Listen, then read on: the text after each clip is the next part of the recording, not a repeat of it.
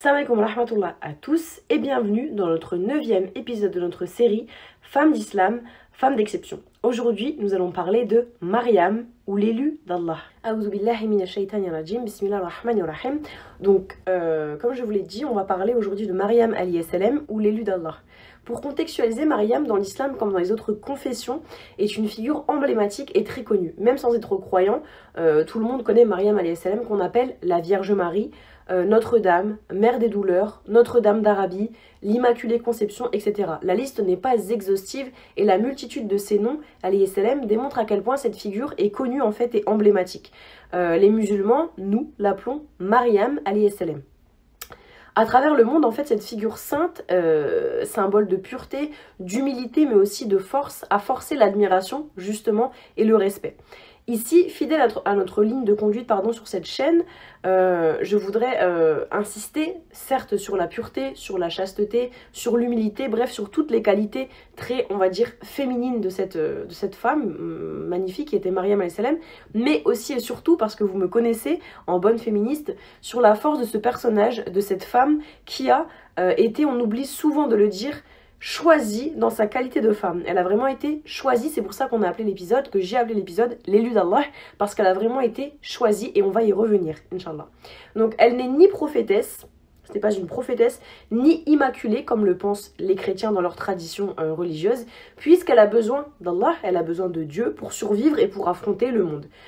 Ainsi que, on va le voir dans la suite de l'épisode, les mauvais traitements de quelques hommes égarés. Donc Mariam alayhi salam, elle est du nombre des obéissantes, c'est une femme obéissante, c'est un exemple à suivre. Elle affrontera, comme on verra, les remarques, les critiques désobligeantes, les critiques les plus atroces, la méchanceté, toutes les mauvaises choses et toutes les mauvaises paroles qu'on pourra lui attribuer. Elle les affrontera et elle restera véridique, patiente et elle se soumet totalement à Dieu, elle lui fait totalement confiance. Mariam alayhi salam, donc, c'est la fille du prophète Imran et de sa femme Anna, descendant des prophètes Moussa alayhi salam et Aaron alayhi salam. Les parents de Mariam alayhi salam vivent ainsi à Jérusalem, j'ai eu du mal, et s'occupent ainsi du sanctuaire d'Al-Quds dont ils ont la responsabilité.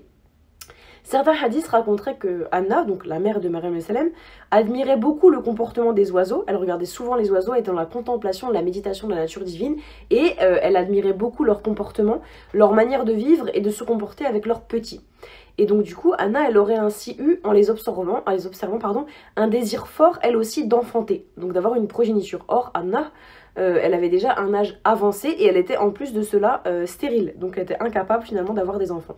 À partir de là, Anna, elle s'en remet quand même, et c'est là qu'on voit, là c'est une... J'aimerais m'arrêter sur ce point, c'est une indication qui montre à quel point elle a été pieuse, parce que combien de fois on entend dans la médecine des cas de femmes qui ne peuvent pas enfanter, les médecins leur disent voilà, vous êtes stérile, vous pouvez pas avoir d'enfants, des couples qui sont désespérés, et en fait on se rend compte qu'à un moment donné il y a un miracle qui se produit, et ça prouve bien qu'en fait, certes il y a la médecine, il y a les statistiques, il y a la science, mais il y a Dieu en fait, Dieu il est au-dessus de tout ça, et quand on lui demande sincèrement, il nous exauce en fait. Donc ce qui est beau là-dedans, c'est que même si elle savait biologiquement qu'elle était stérile, elle n'a pas désespéré, elle a quand même demandé à Dieu. Ça c'est quelque chose qu'il faut retenir pour nous. Donc elle a demandé à Allah qu'il lui accorde un enfant qui puisse prendre la relève de son mari Imran, c'est-à-dire que soit un homme pieux, un enfant pieux, et qui puisse prendre la relève dans le rôle de gardien d'Al-Quds, gardien du temple. Allah, il a exaucé son invocation, mais à la place d'un fils, et là c'est très intéressant, il lui donna une fille. Il lui donna une fille, puisque c'était, là on peut parler de Mariam alayhi salam. Ce qui fut un choix divin très très précis. Et là encore une fois, je voudrais m'arrêter sur ça, parce qu'on voit déjà, là, à ce moment-là, à quel point Mariam alayhi salam a été désirée par Allah dans sa qualité de femme. Parce que la mère de Mariam alayhi salam, elle a demandé à Dieu un garçon. Mais Dieu, dans sa grande sagesse, il a décidé de leur donner une fille, c'est-à-dire qu'il a choisi une fille. Et ici, encore une fois, c'est un pied de nez aux comportements parfois très patriarcaux et limites que l'on voit malheureusement encore maintenant dans notre Oumma, dans notre communauté musulmane, à l'égard des femmes. Parce que là, clairement, cette sourate, elle montre que Allah, il a choisi précisément qu'une femme aurait ce rang. C'est pas n'importe qui, c'est une femme. Il a choisi une femme pour l'adorer, qu'une femme serait élevée, qu'elle serait pieuse, qu'elle l'adorerait dans son temple et qu'elle serait privilégiée. Donc à nouveau ça démontre en fait encore une fois en quoi les femmes ne sont pas des citoyennes de seconde zone dans l'adoration, sont tout autant légitimes que des hommes, et ça démontre vraiment je tiens à insister sur le choix divin, c'est vraiment un choix, c'est le choix de Dieu d'avoir choisi une femme. C'est sur ça que j'aimerais vraiment insister parce que, encore une fois, à l'ère où on entend toujours des discours très limites sur les femmes et sur leur rôle dans la da'wa, donc dans la transmission de l'islam, dans l'apprentissage, dans la religion, tout simplement, ici, Allah, en fait, il a choisi une femme et il vient tout simplement casser tous ces discours contemporains qu'on entend. Finalement, c'était la première, Maryam Salem, la première femme à adorer Dieu dans un temple, enfin dans son temple, dans la maison de Dieu, alors qu'avant ça a toujours été des hommes qui faisaient ça. Et elle est une des meilleures femmes, et la meilleure femme, parmi d'autres qu'on va citer bientôt, ambassadrice et représentante de sa religion. Donc Anna, la maman de Maryam Salem, elle a compris que le choix de Dieu était meilleur que le sien. Et elle a du coup appelé sa fille, Maryam, qui signifie dans la langue de l'époque, celle qui adore Dieu dans le temple. Elle demande aussi à Allah de protéger sa fille, Maryam Salem, et sa descendance du diable. Elle lui fait une invocation pour demander à Dieu de protéger sa fille et sa descendance du diable. Et effectivement, on voit après, tout au long de sa vie, que Maryam Salem et son fils Issa, dont on va parler, ont été protégés toute leur vie. Et plus que protégés même. Les versets qui témoignent de ce magnifique passage sont les suivants. Donc dans la sourate El-Imran, la famille d'Imran, au verset 35 et 36, dans le sens... Bismillahirrahmanirrahim. Rappelle-toi quand la femme d'Imran dit « Seigneur, je t'ai voué en toute exclusivité ce qui est dans mon ventre. Accepte-le donc de moi. C'est toi certes l'audient et l'omniscient. » Puis lorsqu'elle en eut accouché, elle dit « Seigneur, voilà que j'ai accouché d'une fille. » Or, Allah savait mieux ce dont elle avait accouché. Le garçon n'est pas comme la fille. Je l'ai nommé Mariam et je la place ainsi que sa descendance sous ta protection contre le diable le banni. Donc à travers ces deux versets, on voit bien que Dieu, il sait très bien, c'est lui qui l'a fait, il sait très bien qu'elle a demandé une fille, et elle a demandé un garçon, et qu'il lui a donné une fille. Mais dans son plan divin, il sait très bien pourquoi il fait ça. Le prochain point, c'est une femme choisie par Allah. Le père de Maryam a.s. donc Imran, il meurt avant la naissance de sa fille. Elle se retrouve donc orpheline de père avant de naître. Mais à nouveau, encore une fois, même si ça peut nous paraître quelque chose quand on le dit comme ça, et même à vivre, c'est quelque chose qui fait mal, on va pas se mentir, c'est toute mort, toute perte d'un proche, c'est quelque chose de difficile, de douloureux, mais à nouveau, il faut toujours se rappeler de la sagesse et du bien qu'il y a derrière un mal apparent. C'est une sagesse divine que l'on ne peut que constater en fait et admirer. Effectivement, parce que c'est par la cause de ce mal, donc le fait que le père de Maryam est décédé, Imran, c'est par la cause de ce mal qu'un grand bien a découlé, puisque Maryam, elle s'est vue confier la garde au prophète Zacharia afin qu'il prenne soin d'elle. Zacharia, c'était son oncle par alliance, c'était un prophète, son oncle par alliance, prophète de l'époque. Et en fait, à l'époque, c'était bien vu, c'est pas, voilà, on n'est plus à l'époque, enfin, on n'est pas à cette époque-là de maintenant, et du coup, c'était un peu difficile pour une femme de vivre sans protection, parce que voilà, on n'était pas dans une époque comme la nôtre qui est très sécurisée, etc. Donc du coup, il était bien vu, de bon ton, de prendre à sa charge une orpheline, une jeune enfant qui était seule. Il était de bon ton pour un homme de la prendre à sa charge pour financer ses études, l'éduquer, la protéger, voilà. Et donc du coup, quand les gens ont appris que le père de Maryam Salem était mort, ils ont voulu faire un tirage au sort afin de savoir qui s'occuperait de l'orpheline, parce qu'ils savaient à quel point s'occuper d'un orphelin c'est quelque chose de grand et c'est une porte ouverte sur le paradis. C'est vraiment quelque chose de noble. Donc adopter des enfants, s'occuper d'orphelins, s'occuper d'enfants qui n'ont pas de parents, c'est quelque chose de très très grand au niveau de la religion. Et du coup, à chaque fois ils ont fait un tirage au sort, et à chaque fois qu'ils piochaient, c'était toujours le nom de Zacharia, donc le prophète, alayhi salam, qui était pioché. Et ce choix s'explique car Allah, il voulait protéger Maryam, alayhi salam, de tout soupçon d'avoir une relation avec un homme pour avoir ensuite son enfant. Parce qu'elle va avoir Issa, alayhi salam, par la suite. Mais comme, voilà, c'est la Vierge Marie, elle l'a eu sans rapport charnel, Allah, il voulait protéger Maryam en choisissant Zacharia comme protecteur, parce que c'était un homme de sa famille. C'était son oncle, il était âgé, donc il n'y aurait pas pu avoir de rapport entre eux. Donc il fallait que ce soit du coup un prophète, un homme âgé et de sa famille. Et cela n'a pu déboucher par la suite que sur du khair, que sur du bien. À l'époque, Zakaria à l'époque il se rend très vite compte que Maryam salam c'est pas une enfant comme les autres, elle est spéciale, elle a quelque chose en plus. Et effectivement la jeune Maryam elle se démarque par sa grande piété, le fait qu'elle ne manque jamais ses responsabilités dans le temple. En outre, elle possède aussi des richesses incroyables dans sa chambre qui sont partout ailleurs introuvables, inexistantes. Ces richesses, ils viennent évidemment de Dieu, d'Allah, qui veillait sur elle et qui prenait soin d'elle. Chaque jour, en fait, Allah il faisait descendre de la nourriture sur Maryam salam, des fruits hors saison. Par exemple, je sais pas, des fruits qu'on trouve qu'en hiver, et on était en été, des fruits qu'on trouve qu'en été, on était en hiver, et du coup, elle savait, de toute façon c'était une évidence, que ça venait uniquement de Dieu. Et en plus de cela, elle reçut, Maryam salam, c'est pour montrer à quel point elle était vraiment choisie par Dieu, privilégiée, élue, comme on l'a dit dans le titre.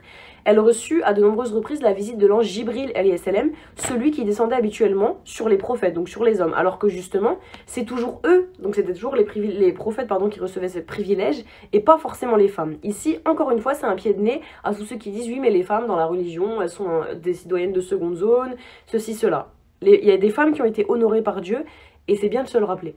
Ici, c'est pas anodin en fait le fait qu'Allah il ait choisi une femme, c'est pas du tout anodin. Et on doit peut-être comprendre que la piété n'est pas uniquement en fait une qualité masculine.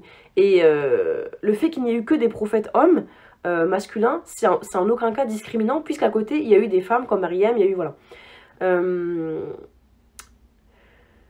prochain point, c'est mère courage. Un jour donc, l'ange Jibril, donc l'ange Gabriel salam, se présenta à elle, donc se présenta à Maryam sous la forme d'un homme très beau et parfait. D'emblée, puisque c'était une femme très pudique et très chaste, forte de sa pudeur, elle refusa qu'il s'approche d'elle et elle le mit en garde contre Allah, s'il était croyant. Jibril salam, il l'a donc rassuré et il l'a informé du but de sa visite. Il lui a appris donc que elle, Maryam salam, avait été finalement choisie par Dieu en sa qualité de femme afin de porter la vie et pas n'importe laquelle, celle d'un futur prophète. Isa salam. Ici, l'expression « derrière tout grand homme se cache une femme » prend vraiment tout son sens et cela est vérifié de toute façon à de nombreuses reprises dans l'histoire. Encore une fois, ici, le prophète, un des prophètes, en plus, je crois que Isa salam, il me semble que c'est un des prophètes les plus cités dans le Coran. Un prophète de cette envergure a été mis au monde par une femme, comme tous les hommes sur terre, et ça montre bien que derrière chaque grand homme se cache une femme. Parce que sans Maryam, il n'y aurait pas eu de Isa, mashallah. Donc ça c'est évidemment repris encore une fois dans la sourate Al-Imran, la famille d'Imran, donc dans le sens des versets 45 à 47. Bismillahirrahmanirrahim. Rappelle-toi quand les anges dirent « Ô Maryam, voilà qu'Allah t'annonce une parole de sa part.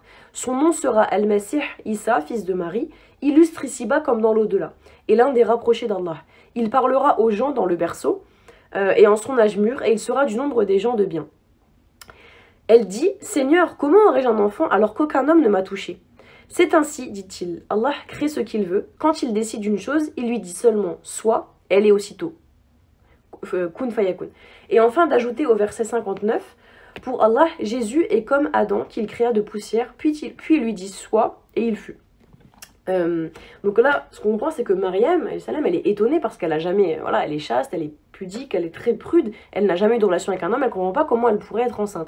Mais malgré ça, encore une fois, elle accepte le décret divin et pleine de piété et de dévotion qu'elle est, elle se prosterna pour Allah et fit un soujoud. Ici, bien que ce soit un modèle, Maryam à de nombreux égards, on peut insister, bien que ce soit un modèle pardon, de piété et de chasteté à de nombreux égards, on peut insister sur sa grande obéissance. Même si le décret divin, il l'est étonné, elle s'en accommode et elle est consciente du fait qu'Allah, en fait, il ne la perdra jamais. Allah, il ne va jamais la mener vers sa perte, vers des choses qui vont lui nuire. Donc, elle accepte parce qu'elle a confiance en son Seigneur. Elle assume donc ainsi cette grossesse, alayhi salam, qu'elle ne put évidemment pas cacher très longtemps. Hein, le ventre d'une femme enceinte, à un moment donné, ça se voit. Et au moment d'arriver au terme de sa grossesse, elle ressentit une certaine tristesse, parce qu'elle savait que malheureusement les gens, ignares et mauvaise langue, allaient forcément parler et penseraient qu'elle a péché, qu'elle a eu une relation hors mariage, que voilà. Et forcément, on allait lui faire une mauvaise réputation. Donc elle était ainsi dans une frustration, parce qu'elle savait sa vertu, elle savait sa piété, elle savait qu'elle était chaste, qu'elle n'avait jamais commis rien de mal en termes de péché, mais elle était frustrée parce que elle savait que malgré ça, les gens allaient forcément la calomnier. Mais elle savait aussi qu'elle avait une place particulière aux yeux du Créateur parce que les anges sont venus plusieurs fois lui dire en tout cas sont déjà descendus lui dire: ô Maryam, Allah t'a choisi et t'a élevé au-dessus de toutes les autres femmes de l'univers. Donc elle savait quand même qu'elle avait une place particulière. Mais comme toute personne pieuse, une vraie personne pieuse, peut-être qu'elle connaît son rang, mais elle n'en joue jamais et elle doute toujours de sa piété. Elle n'est jamais sûre à 100%. Quelqu'un de pieux véritablement ne vous dira pas: moi je suis pieux, moi je suis sûre d'aller au paradis, moi je suis le meilleur des musulmans. Non, jamais. C'est toujours au contraire la modestie qui va l'emporter dans son discours. Donc ainsi donc, alors que le terme de sa grossesse, la fin de sa grossesse arrive, Maryam alayhi salam, elle se sent épuisée, évidemment, et elle va alors s'adosser au tronc d'un palmier. On connaît ce fameux moment. Et elle accouche finalement donc de son fils Issa alayhi salam, le prophète Jésus Issa en arabe. Donc Issa alayhi salam vient au monde et Allah azawajal lui demande de secouer le tronc afin d'avoir des dattes fraîches. Et ici, quand il lui dit secoue le palmier, c'est quelque chose de très symbolique que j'ai appris. C'est que en fait, quand Allah lui demande de secouer le palmier, c'est symbolique parce que à partir de maintenant, Allah ne lui facilitera plus autant les choses qu'avant. Comme quand elle était dans le temple et que la nourriture venait à elle gracieusement, descendait sur elle sans qu'elle n'ait rien à faire. Enfin, rien à faire entre parenthèses, parce que c'était quelqu'un de très pieux, bien sûr. Désormais, Allah attend d'elle qu'elle fournisse des efforts. Et c'est une leçon pour nous tous. Si les résultats, bien évidemment, et la finalité appartiennent à Dieu, les efforts nous incombent à nous. On doit quand même faire des efforts. On ne doit pas se dire: ah, c'est Dieu qui donne, moi j'attends que les choses tombent. Non, on doit forcément faire des efforts. Et c'est évidemment ici symbolique parce qu'une femme enceinte, enfin qui vient d'accoucher, elle n'a évidemment pas la force de secouer un palmier, c'est un arbre énorme. Mais c'est symbolique, voilà, c'est une façon de... Allah, il a toujours des façons très symboliques, machallah, et très subtiles de nous donner des leçons. Même si c'est un moindre effort, il faut le fournir pour prétendre à ses grâces, aux grâces d'Allah, et à son imdad. Imdad, ça veut dire à son secours. Donc Dieu la prépare ainsi peut-être à tout simplement à ce qu'elle n'allait pas manquer de subir par la suite aussi, donc c'est-à-dire les jugements, les critiques et les calomnies de ceux qui ne savent pas. C'est peut-être une façon aussi de la renforcer. La symbolique du palmier, en fait, elle est illustrée par les versets 24 à 26 de la sourate éponyme Maryam, dans le sens: ne t'afflige pas, ne t'afflige pas, ton Seigneur a placé à tes pieds une source. Secoue vers toi le tronc du palmier, il fera tomber sur toi des dattes fraîches et mûres. Mange donc et bois, et que ton œil se réjouisse. Si tu vois quelqu'un d'entre les humains, dis-lui: assurément j'ai voué un jeûne au tout miséricordieux, je ne parlerai donc aujourd'hui à aucun être humain. Ensuite, quand les gens lui demandèrent finalement par la suite d'où venait cet enfant, puisqu'elle n'était pas mariée, elle était vierge, la Vierge Marie, c'est le cas de le dire, elle pointa du doigt son fils Issa alayhi salam pour leur montrer, voilà, parce qu'elle avait voué un jeûne au tout miséricordieux, c'est-à-dire qu'elle jeûnait, elle a décidé de ne pas parler, un jeûne de la parole pour Dieu uniquement, et elle pointait du doigt son fils Issa alayhi salam pour qu'il leur réponde à sa place. Ébahi, donc même nous on aurait réagi comme ça si une dame qui vient juste d'accoucher avec un nourrisson, un nouveau-né, nous pointe son enfant pour nous dire qu'il va parler, enfin pour nous dire en gros voilà, adressez-vous à lui en gros c'est un peu, si vous voulez des justifications, c'est à lui que vous devez vous adresser. Et nous aussi je pense qu'on aurait réagi en disant: mais qu'est-ce qu'un bébé il va dire en fait, qu'est-ce qu'il va nous apporter comme justification, c'est un bébé, il sait même pas parler. Et bien si, le miracle divin fait que c'est à partir de là que Issa alayhi salam il a défendu sa maman, parce qu'il a pris la parole face à ceux qui l'accusaient d'adultère, enfin qui l'accusaient de fornication, etc. En expliquant qu'il n'avait pas de géniteur, que c'était une créature d'Allah. Et par là même, en fait, Allah il a permis que Maryam alayhi salam soit innocentée. Et ça me fait un peu penser à l'histoire de la calomnie de Aïcha. La calomnie de Aïcha, puisque Allah aussi l'a innocentée en fait, avec un verset du Coran. Donc on voit bien à quel point la place de certaines femmes, et de toutes les femmes en fait, est importante, parce que Dieu, quand on touche à leur vertu, vient toujours les innocenter. Et ça aussi on peut comprendre pour nous qu'il est très grave de calomnier une personne sur sa vertu, sur sa foi, quand on n'en sait rien en fait. C'est très grave d'inventer des mensonges. Une fois que Maryam salam a accouché, le roi Hérode de l'époque, en fait, il a ordonné à tous les soldats de la ville de tuer tous les nouveau-nés, parce qu'il avait certainement eu vent du fait qu'il y avait un nouveau-né un peu miraculeux, spectaculaire, qui savait parler, qui savait faire beaucoup de choses, béni en fait, plein de baraka. Et du coup, il a donné l'ordre à ses soldats de tuer tous les nouveau-nés.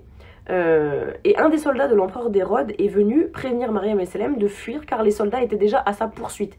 Ainsi, elle a fui vers la terre de Sinaï, donc le mont Sinaï qu'on connaît, avec de l'eau et de la nourriture.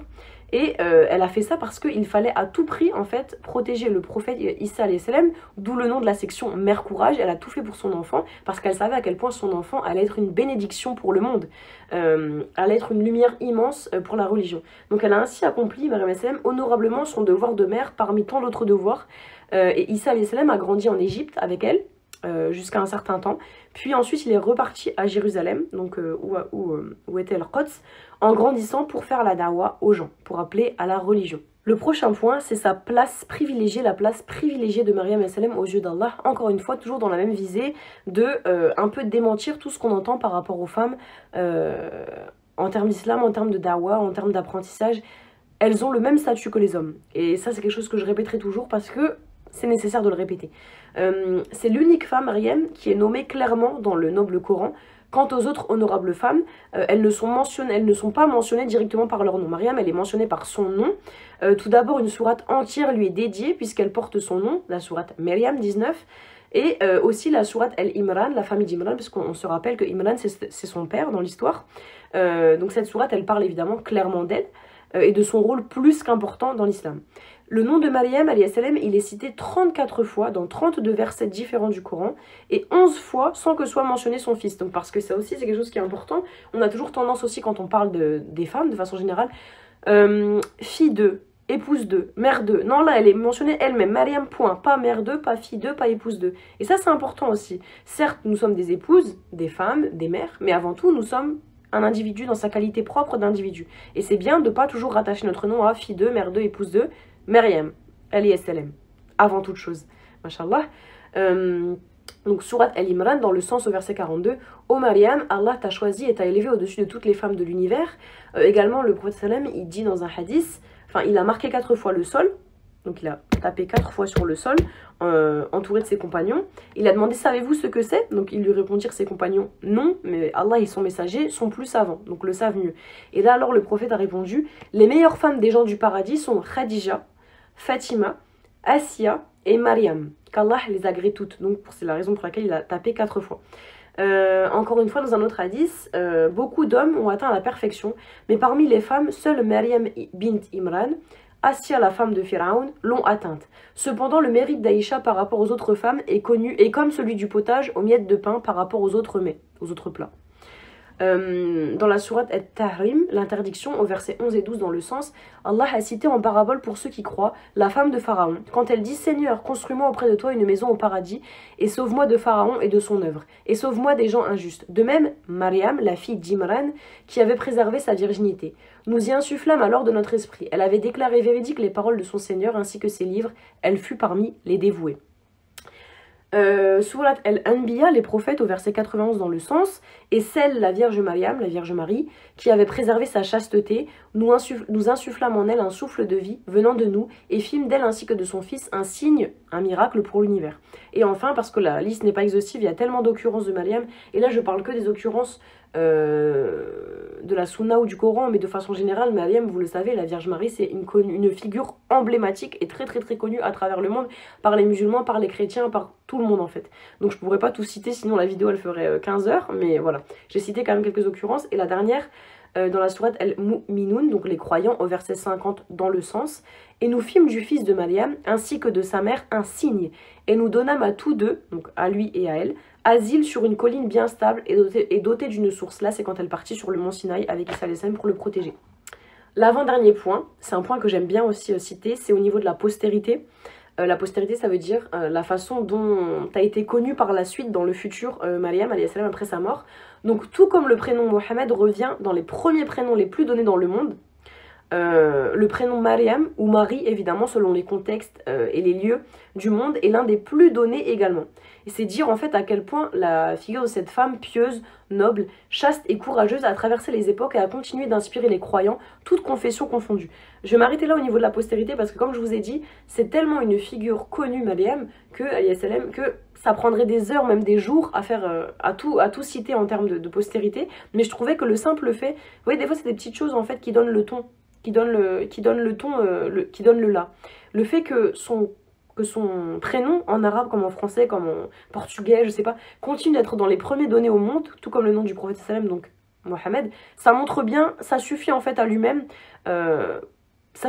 pour montrer à quel point elle a été influente dans l'histoire. Et enfin, pour conclure, ce que j'aime toujours faire, c'est citer, selon moi, encore une fois, ce que l'on peut retenir, nous, femmes musulmanes du XXIe siècle, Ce qu'on peut retenir, c'est que la figure de Maryam S.L.M., entre autres enseignements, parce qu'elle nous a appris beaucoup de choses, mais entre autres, encore une fois, on n'a pas énormément de temps, elle nous démontre que malgré le contexte dans lequel nous nous trouvons, malgré les troubles, les fitnas, le désordre ou la décadence généralisée d'un monde qui ne correspond en rien à nos aspirations spirituelles, parce que c'est vrai que nous, musulmans, on est dans un monde qui prône quand même la surconsommation, qui prône l'hypersexualisation, qui prône la dévoyance, beaucoup de choses qui ne correspondent pas à nos valeurs. Malgré cela, on ne doit pas désespérer, parce que Maryam S.L.M., comme elle nous l'a montré, du moment où elle est née jusqu'au moment où elle a mis au monde son fils Issa alayhi salam, le prophète Jésus, elle a été vue comme différente des autres femmes.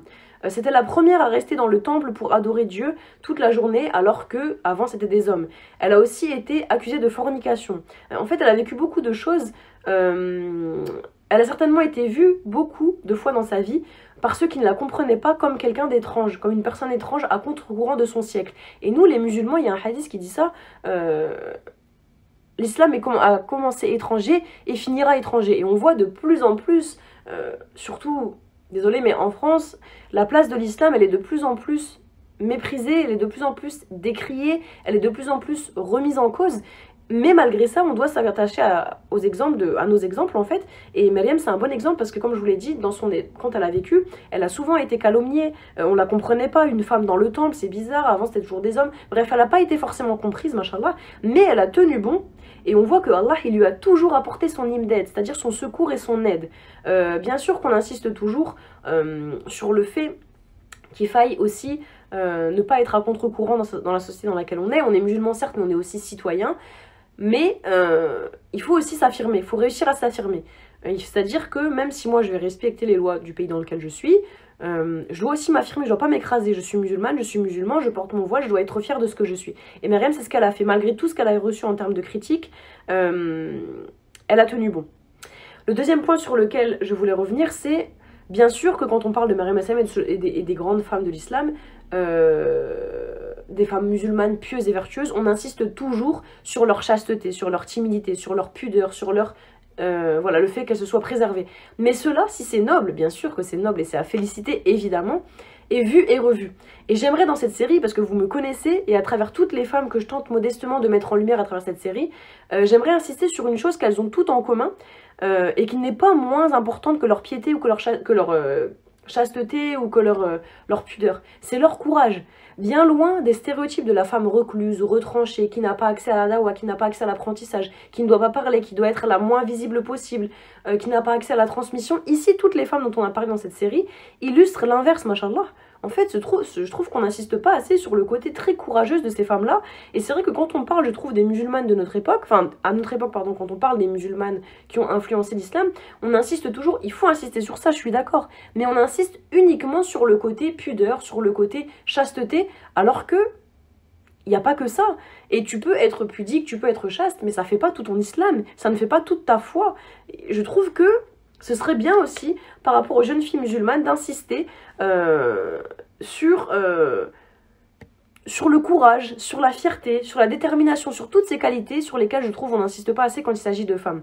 Ta pudeur ne fait pas de toi tout ton islam non plus que ta chasteté. Bien sûr qu'elle en fait partie, mais ça ne fait pas tout ton islam. Ta foi fervente, ton courage, ta détermination aussi, et surtout sont à relever. Ça, moi, que j'aimerais bien mettre en lumière. Ici, même si on a évidemment, astaghfirullah, rien à redire quant à la chasteté de toutes ces femmes d'islam, au contraire, femmes d'exception, j'aimerais qu'on se focalise davantage dans cette série, parce que c'est le but de ma série, sur leur détermination et leur ferveur religieuse. Non, une musulmane, la seule raison pour laquelle elle doit être en avant n'est pas forcément sa pudeur ou sa chasteté. Oui, une femme musulmane a beaucoup d'autres avantages, a beaucoup d'autres qualités que celle-ci en fait. Et on ne doit pas simplement mettre à l'honneur une personne parce qu'elle est pudique ou parce qu'elle est chaste. Il y a tellement plus que ça. Il y a tellement plus que ça. Elles se sont pas contentées, ces femmes-là, d'être pudiques ou chastes. Elles ont aussi bravé les obstacles, elles se sont imposées, elles ont tout donné pour la religion, elles ont tout donné pour la dawa, pour l'expansion de leur foi. Elles ont été vraiment des piliers dans l'expansion de la religion. Et je pense que c'est ce sur quoi on doit insister à l'heure actuelle, même si on est éprouvé au quotidien dans un univers qui ne correspond pas forcément à notre foi, on doit garder la tête haute et s'affirmer. Être un maillon fort de la chaîne, de la Oumma, proposer des choses et ne pas rester passif. mettre notre petite pierre à l'édifice gigantesque, magnifique et majestueux qu'ont commencé à fonder nos mères. Subhanallah wa bihamdik, subhanaka Allahumma bihamdik, ashhadu an la ilaha illa ant, astaghfiruka wa atubu ilayk.